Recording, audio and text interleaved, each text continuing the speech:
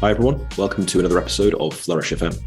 In this episode, we speak to Dr. Alejandro Adler, who is Dean of Student Life and Wellbeing at Upper Canada College and recently served as Director of the United Nations Sustainable Development Solutions Network in New York, where he oversaw well-being science and policy initiatives.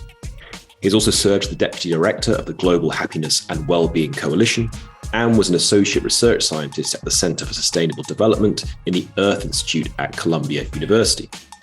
Prior to his time in New York, Alejandro was the Director of International Education at the University of Pennsylvania's Positive Psychology Center, where he earned his undergraduate and postgraduate qualifications, ultimately leading to his PhD. Alejandro's research, programs, and policy work focus on well-being, education, skills, human capital development, and public policy. He's worked with a number of international multilateral organizations and with the governments of various countries, including Bhutan, Nepal, India, Mexico, Peru, the United Arab Emirates, Australia, Jordan, and Colombia, to infuse the education systems in these countries with positive psychology skills and life competencies, to measure the impact of these interventions on youth well-being, and to inform education reform at local, regional, and national levels. Alejandro has published articles in scholarly and non-academic publications and has presented at global conferences and events. He's advised international organizations, including the World Bank, the UN, and the OECD, and he's currently one of 60 members of the UN's International Wellbeing Expert Group. In this conversation, Nick and I discuss with Alejandro the science of well-being studies and research globally, and Alejandro's research on how we can most effectively integrate well-being science into education systems. There are many fascinating parts of this conversation, such as Alejandro's research that has shown that globally, belonging is the most important component of well-being, that well-being is always definable at a local level, and that well-being is buildable and skills-based, and these skills have what Alejandro describes as the 3 M's of well-being. First, well-being is measurable. Second, well-being is malleable in the sense that it's teachable and learnable. And third, that well-being is meaningful in that building these skills that help to build well-being contribute to desirable life outcomes, including health and life expectancy. And he describes how his research has identified at least 30 skills that meet these 3 M's. We also discuss some of the best education systems in the world, such as the education system in Finland, a country which has been ranked as the top country in the World Happiness Report for the past 6 years. We discuss what's led to that and how they've infused their education system with well-being education. And Alejandro describes his research, part that started with his PhD dissertation research, which is built on since, which has shown that students and educators who are healthier mentally and physically learn and work better. It's a great conversation.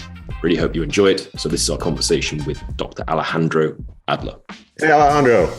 How you doing, my friend? Good. How are you, Nick? I'm good. It's good to see you. Hey, John. Nice to meet you. You too. All right, Alejandro. Great to have you here. Really, really excited to have this conversation. I think we want to kind of start with the micro, zoom out to the macro.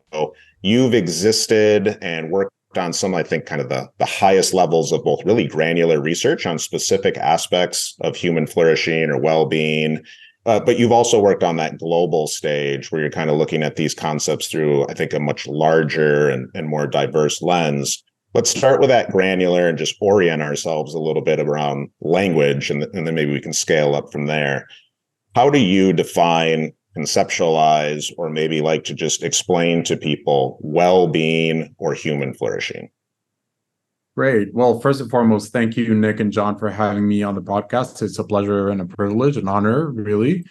And yeah, that is the first question that often I get asked, this very intangible, subjective, personal idea that's been wrestled with, for millennia. And, Aristotle, Confucius, the Buddha, they all try to, come up with what does thriving, flourishing, achieving a life worth living really mean.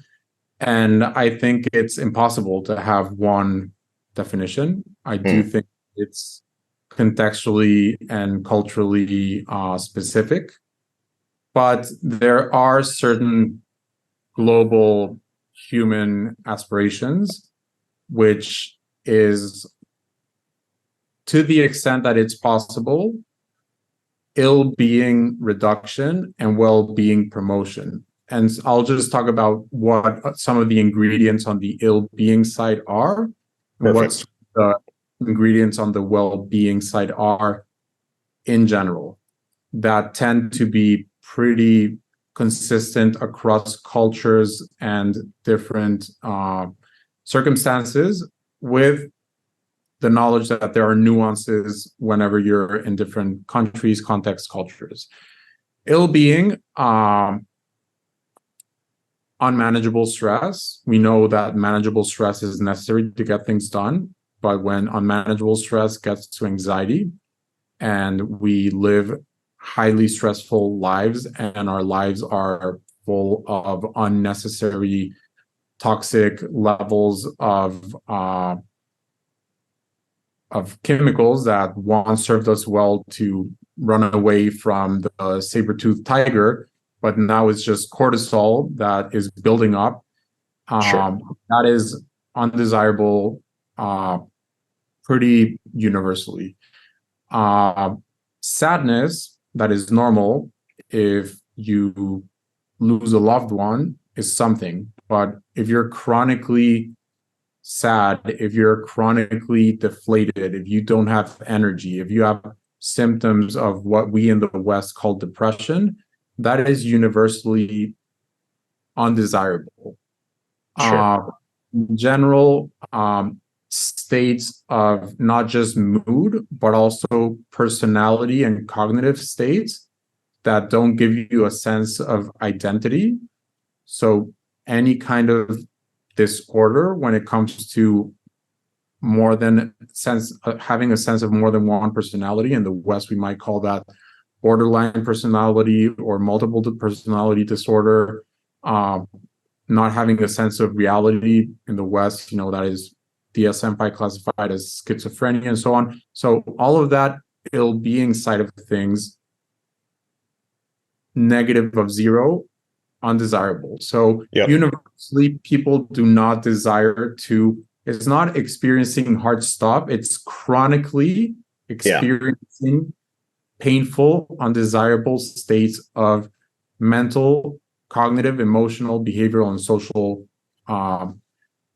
circumstances.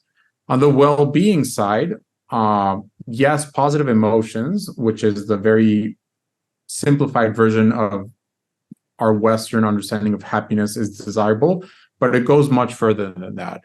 The most universally desirable component of well-being is belonging. That is what we've found is really transcendent and cross-cutting across cultures, which is a combination of healthy relationships and a sense of meaning and purpose. So when you belong to a community and that community represents something that is truly bigger than yourself, is truly something that you commit to and you're willing to make personal sacrifices in terms of time, resources, financial, and otherwise, and you feel seen, you feel heard, you feel that someone has your back, that you truly belong, that is the fundamental core human aspiration, to feel belonging, to feel a sense of love, not in the romantic sense, in the human sense of real, genuine connection. Can I ask you a nuanced question about that? All Yes. that makes complete sense, right? We had Mark Schultz on. We're talking about the longstanding Harvard project. Tal Ben Shahar's been like that reverberates through, right? The research on belonging and relationships and whatnot. So you've got fix the bad, right? Alleviate the bad where possible, or the excessively bad or unpleasant, right? You've got build the good, and the primary ingredient globally is belonging. And it sounded like you included meaning in that list. And I wonder, do you see meaning as an inherent part of it? Do you see it as sort of separate and distinct? Is it really hard to have meaning without belonging? Because I wonder, you correct me if I'm wrong, but if belonging is number one, I'd often hear people argue that like the number 2 predictor is meaning, and they're probably closely tied. So for me, healthy relationships is one ingredient meaning is a different ingredient. And Okay. when you have healthy ingredients that are meaning and infused with meaning, then you have a sense of belonging. Okay. Belonging is a Yep. combination of healthy relationships embedded with meaning. Okay. And that is really the special sauce for well-being. So define meaning for us then. Meaning is a sense that you're part of something greater than yourself, part That of transcendent piece. Yeah. yourself, and that you're willing to sacrifice short-term pleasant experiences, short-term resources for the benefit of the greater good. Can we highlight something really quick? That definition is so useful. It makes me think of a lot of the stuff that Paul Bloom puts out in The Sweet Spot, the difference between meaning and happiness. But you just highlighted something that comes up almost every show, and I think it's really important. We're not talking about constant pleasantness. In fact, one of the single greatest predictors of happiness or well-being or flourishing, meaning, you're telling us, often requires sacrifice, compromise, engaging in unpleasantness, right, for something greater. Which is why when I was talking about ill-being, I only said removing chronic ill-being, right? Depression, anxiety, schizophrenia, these languages, not short-term sadness, not short-term stress, not short-term pain or hard stuff that is necessary to lead a meaningful, fulfilling life. Eudaimonia, really, and this is your doctoral, research, eudaimonia. But I mean, that's what Aristotle was really talking about, right? I mean, the good life is a meaningful life embedded with rich, loving relationships. Yeah, great. Yeah, I take it you'd also want to rule out, even in the short-term cases, though, strong acute experiences of very deep low emotion. So you'd want to say, chronic low emotion, chronic negative emotions, that would contribute towards ill-being or be something that counts against well-being.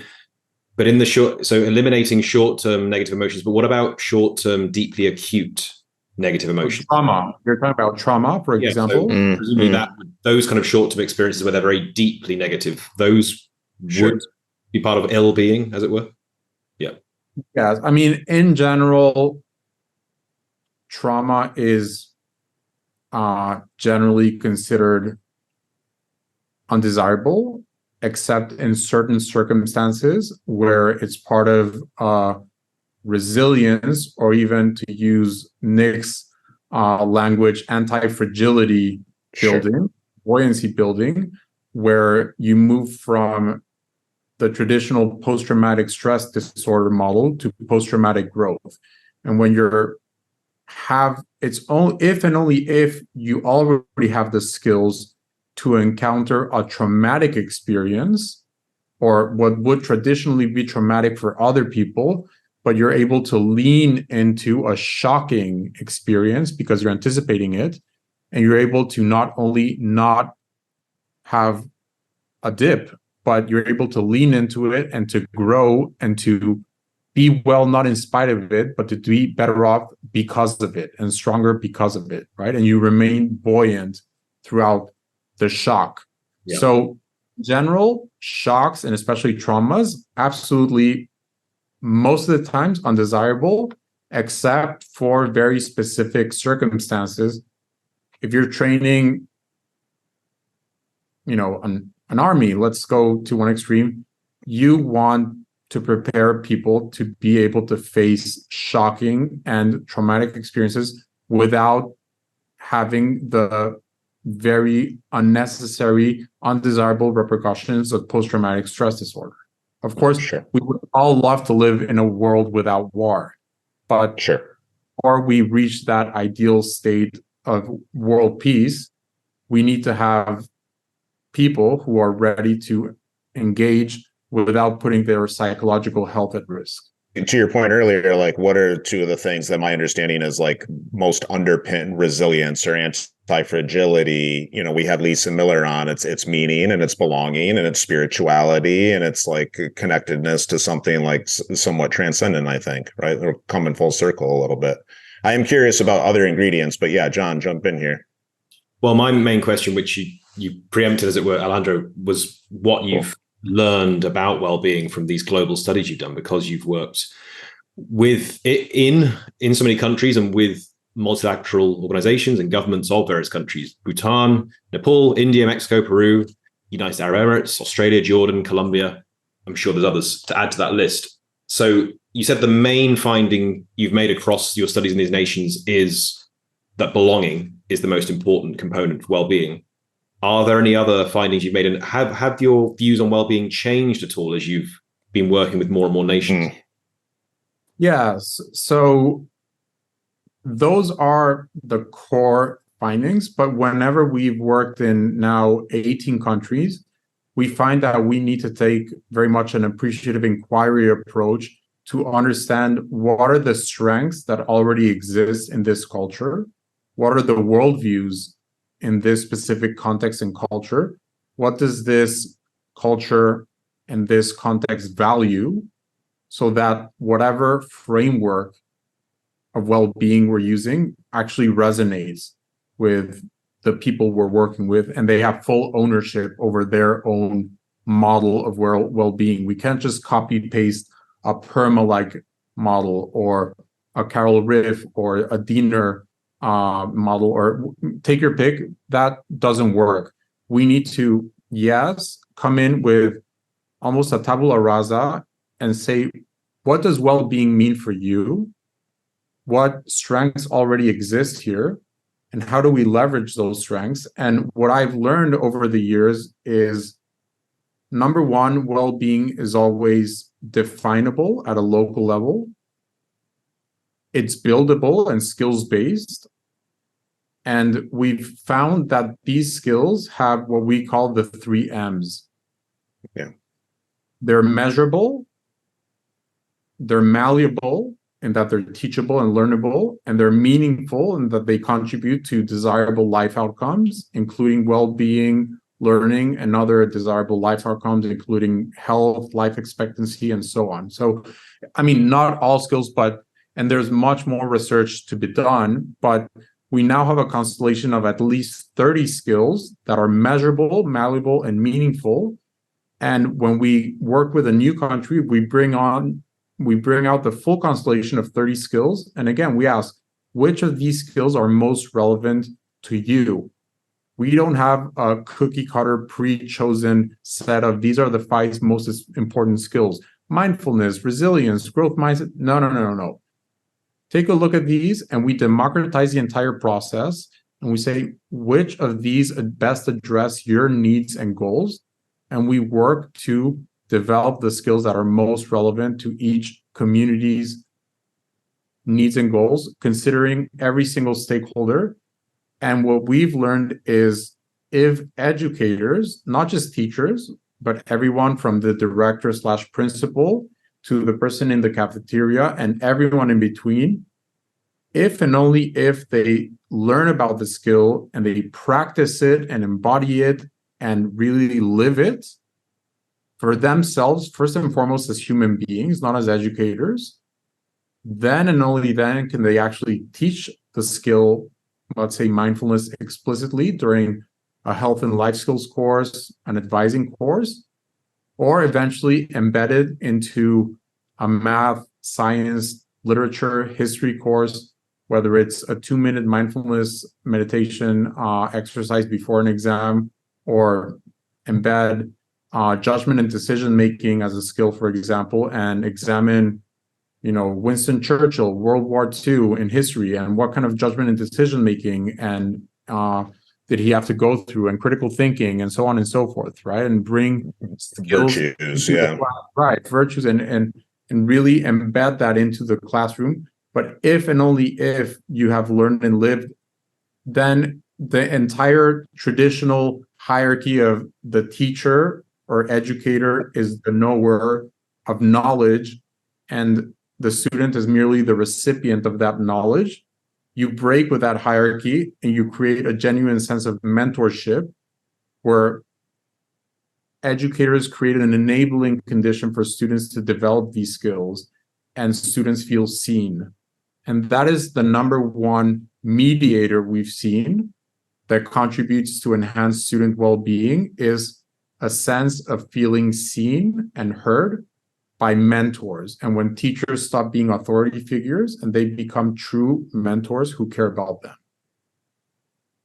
And it's only when educators who are living and embodying these well-being skills are in the classroom that the entire ecosystem becomes a well-being ecosystem. Hi friends, Nick here with just a brief interlude to share with you an update on one of our newest partnerships with the Anti-Fragile Academy. Throughout John and I's conversations with many, if not most, of our guests, one thing has been made really clear. In order for people to flourish, thrive, experience the good life, they need to develop the capacity to not only navigate and endure, but ideally grow from the bad, grow from unpleasant experiences. That's why we're thrilled to be partnering with our newest sponsor, the Anti-Fragile Academy, an organization that I co-founded with Dr. Adam Wright, Director of Mental Performance for the Washington Nationals. At the Anti-Fragile Academy, we work with adolescent athletes, executives, and educators to help them understand some of the science, not just of optimal performance, but of well-being and anti-fragility. The ability not only to endure and bounce back from unpleasantness, but to actually come back stronger, to grow from it. Between Adam and I, we've worked with Fortune 100 companies, Inc. 300 executives, Division I programs, and elite professional athletes and Olympians from all over the world. To find out more about how you can leverage anti-fragility training, check out our website at theantifragileacademy.com. I'm interested in the breadth of this, not just within education, but beyond education to workplace well-being, intimated by some of the things you said about leaders in an organization and people working in the cafe, for example. You said, everyone needs to be educated about and trained in these key skills relative to the particular culture you're working in and embody them, represent them, be role models of them. So then I'm wondering, because you said educators broadly, that's how you got onto that point about all the people in an organization. So it's not just the case that the teachers, for example, lecturers do this when they're teaching about a certain skill, but is your view that on workplace wellbeing more broadly, that anyone who's involved in some kind of mentoring role, so they are, as it were, someone from whom someone else learns about a particular skill. So the leader of an organization, say the CEO of an organization, a person might not have much direct contact with them. They're certainly not, say, to be directly trained by them, but they're going to be in meetings with them where they see them chairing the meetings, and they're probably taking mental notes on, okay, this is how a CEO chairs a meeting. That is your view, that that person needs to be trained in these skills and embed them in their daily practices for workplace well-being to really be properly fostered? Yep. Yeah. So whether it's a school, whether it's a company, whether it's a government agency, whether it's an NGO, it's a group of people, right? And the only way that we've seen this being truly sustainable in the long run is not just training, ideally, every single person in the building with these skills on learning and living them before they can teach and embed them. But we also do a training of local trainers so that we eventually become obsolete and they have the local in-house capacity to continue to introduce new skills. And so we do an additional set of training of them as trainers. And so if you have limited resources, then of course you would start with your senior leaders, your C-suite, if you're talking about a traditional company, and they would initially, yes, be trained on whatever life skills are most relevant, but ideally they would be trained as trainers as well, so that they can themselves train their direct reports.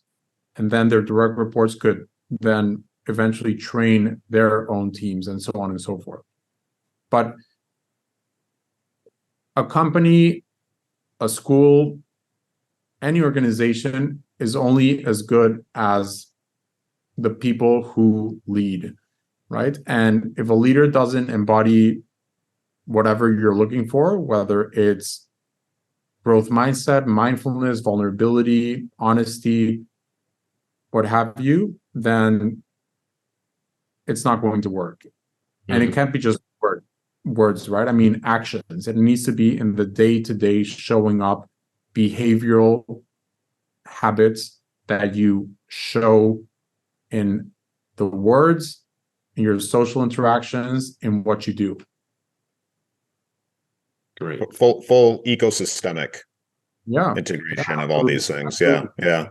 It's interesting. We were chatting a little bit kind of before we hit record, and we're talking about the education system in Finland, and person sort of led that charge. And I'd love for you to speak about that a little bit more if you're willing to, and what kind of some of your hopes are for Upper Canada College. But it occurred to me as you were talking about these 30 skills and how you might kind of reduce those based on the culture, the audience, the population, and get more specific. My understanding, like if we did a case study, my understanding of sort of the evolution of the Finnish system, which for our listeners is, I think, widely considered one of the, if not the best education system in the world. I read a great book, Alan Ruppel-Shell, The Job, and it talked about the evolution as a starting from the general premise that Finland lacks certain amount of resources, lacks a huge expansive population. What did that mean? Their education system needed to focus on critical thinking, creativity, specific skills that would lend themselves to doing more with less, right? And that contributed to Finland as a whole, and those sorts. It's everything you're talking about, right? But I could imagine at some point he looked at this list of 30. I'd love for you to speak to that list a little bit more specifically, some of the things that stand out, and said, okay, these are the 5, 10, whatever that we as a country need to focus on. And it seems like you could expand that model. You could scale it up or scale it down to however big a particular team is, right? Or community. Right, absolutely. So the person, to my knowledge, who was the first visionary in Finland in the late 90s, early 2000s, Olli-Pekka Heinonen, then Minister of Education, introduced what was then called socio-emotional learning, precisely to introduce some of the skills that you were referring to, Nick. So critical thinking, creative thinking, judgment and decision-making, effective communication, emotional literacy, self-management, self-control, and the list goes on and on. And as we've seen throughout the years, students and educators who are better psychologically teach and learn better. And 20 years after, together with Singapore, they are the 2 best public education systems in the entire world. And Finland, being the thriving democracy itself, had now become the go-to country in terms of, we want to replicate whatever the Finnish did. Yeah. Because their investment in human capital is paying off so well that for the last 7 years, they've been the #1 country in the World Happiness Report, right? So they've done something very well there, which is they invested 20 years ago, more than 25 years ago, in human capital, and less than a generation afterwards, we're already seeing the enormous fruits of the well-being that the Finnish people are enjoying.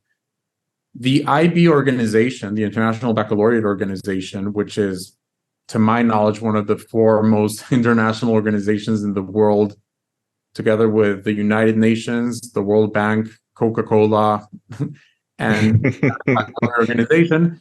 They have over 5,000 schools in over 150 countries. Maybe you can come up with a 5th organization with that international of a presence.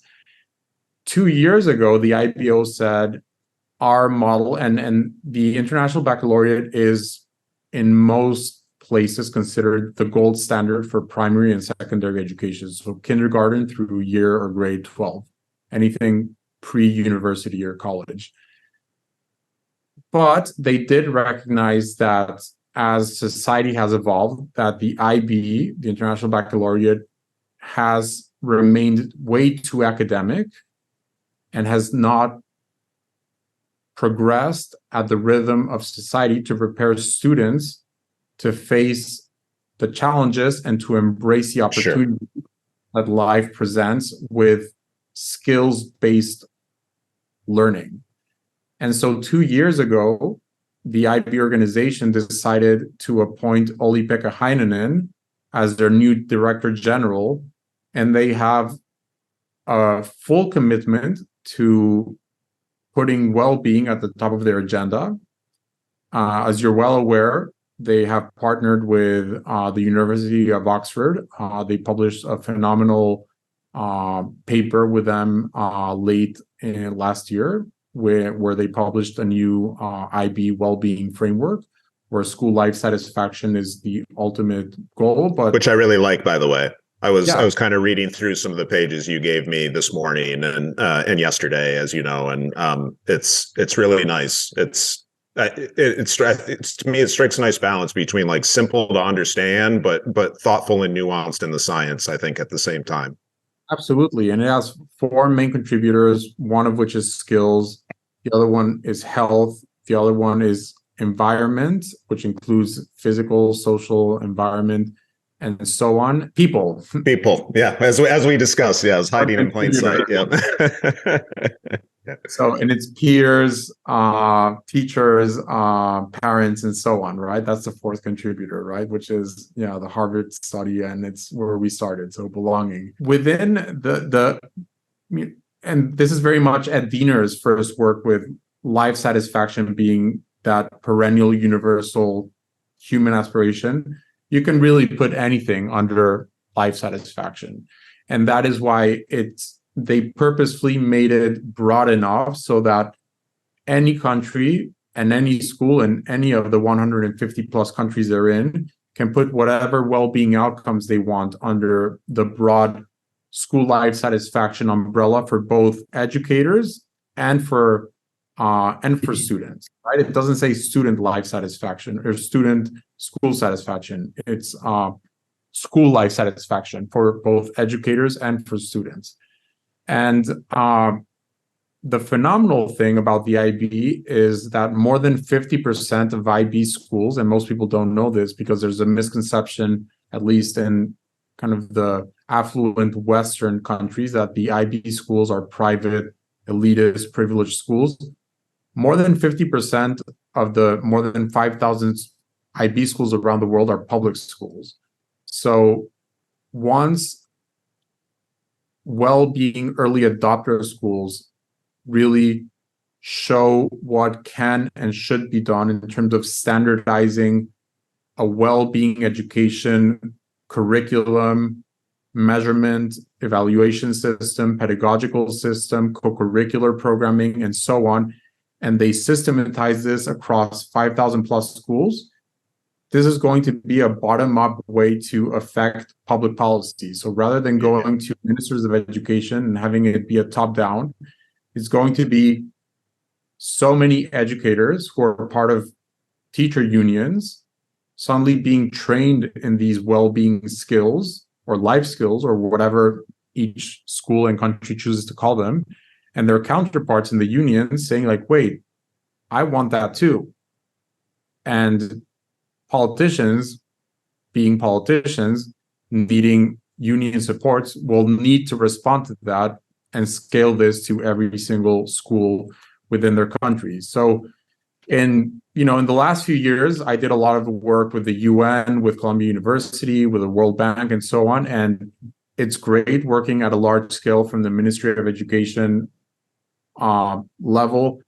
But there is a dilution effect when you work with so many schools. In Peru, we work with over 800 schools. Jaime Saavedra, after that amazing project, is now the head of education at the World Bank, after our successful well-being schools intervention in Peru. But when it's such a top-bottom approach and you have a training of trainers who then train other trainers who then train other trainers who eventually train the educators, there's a dilution effect, right? And when it's a much more bottom-down approach, which is what the IB is looking to do, you don't have that. And when it's systematized and it's systemic curriculum, pedagogy, measurement and evaluation system, and so on. So this is tremendously exciting.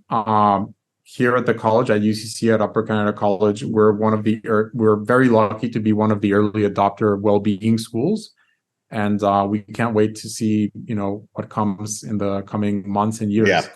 Yeah, it's super exciting. Yeah, we're looking forward to seeing what happens. I don't know what your experience was, but I think the college is uniquely poised to be a paragon of well-being education. But I'd love to hear your more. I totally agree. Yeah, I totally agree. And we want to be sensitive to your time and schedule here, but I'll just quickly say that now at this point, since I visited Upper Canada College, I've dug into some of the materials a little bit more deeply. I've worked with a lot of schools. I've looked at a lot of schools. John has as well. It is very tempting, and I'm guilty of this, to try to do everything and cover everything. And what I mean by everything is stuff that sometimes isn't quite as, empirically rigorous as other things. And I think what I really like about the 3Ms and the approach and the expertise and the thoughtfulness that UCC is taking is it seems to be really, really tightly focused on the stuff where you're going to get the greatest juice, kind of out of the most efficient squeeze, so to speak, right? And I think it's really thoughtfully done, and I'm excited and looking forward to seeing what you all do with it. Yeah. I mean, without sounding pretentious, we want to build the Tesla here, and then hopefully inspire for people to build whatever is most relevant and most resonates with them.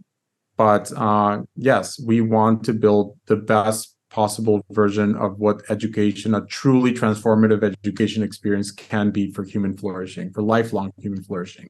Huge thanks to all of you for listening to today's show. If you like what you heard, please share it with friends, family, colleagues, and be sure to leave us a 5-star review.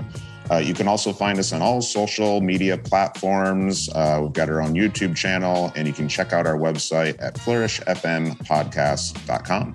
We'd also love to hear from you. There's a survey in the show notes you can complete where you can complete any suggestions on guests you'd like to hear us interview or particular topics or themes you'd like to hear us talk about. We'd love to hear your feedback on that, so your feedback would be greatly appreciated if you could fill out that form. Until next time, thank you very much for joining us today. And keep putting in the work.